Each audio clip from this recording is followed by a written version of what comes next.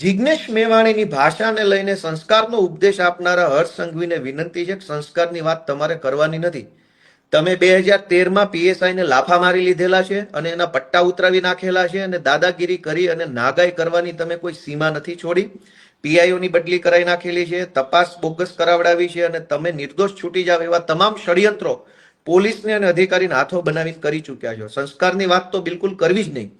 બીજું કે તમે સરકારી સિવિલ હોસ્પિટલમાં જઈ અને સરકારી માણસોને ટાંટિયા તોડી નાખવાની ધમકી આપી ચૂક્યા છો, એટલે સંસ્કારની વાત તો તમારે કરવાની થતી નથી.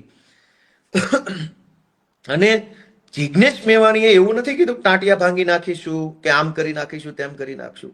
હર્ષ સંઘવી અને જિજ્ઞેશ મેવાણીના શબ્દો ઉપરથી આપણે સંસ્કાર નક્કી કરવા છે.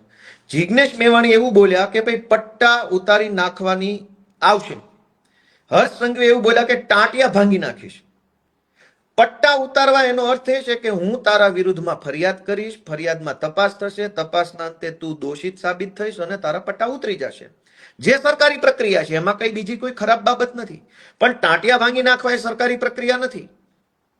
તો સંસ્કારની વાત કરનાર હર્ષ સંઘવીને એટલું જ પૂછવાનું છે, પટ્ટા ઉતારી નાખીશ એ સરકારી પ્રક્રિયા છે. પટ્ટો એવું નથી કે પોલીસ વાળા નજીક બોલાવીને બેલ્ટનું બક્કલ ખોલીને કાઢી નાખ્યો. એવી રીતે પટ્ટા કોઈના ઉતરતા નથી. પટ્ટા એક સરકારી પ્રોસેસ પછી ઉતરે છે. તો સરકારી પ્રોસેસ કરીશ, તારા વિરુદ્ધ ફરિયાદ કરીશ અને તને હું પટ્ટા ઉતરાઈ નાખીશ, તો એ સરકારી પ્રોસેસ છે.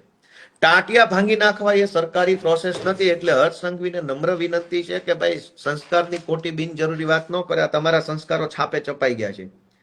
તમારા કેવા સંસ્કારો છે ને છાપામાં છપાઈ ગયા છે અને બધે જ આવી ગયું છે. પીએસઆઈને લાફા મારી લીધેલા છે અને આજે તમે હવે મસીહા બનવા નીકળ્યા છો. બીજી વસ્તુ,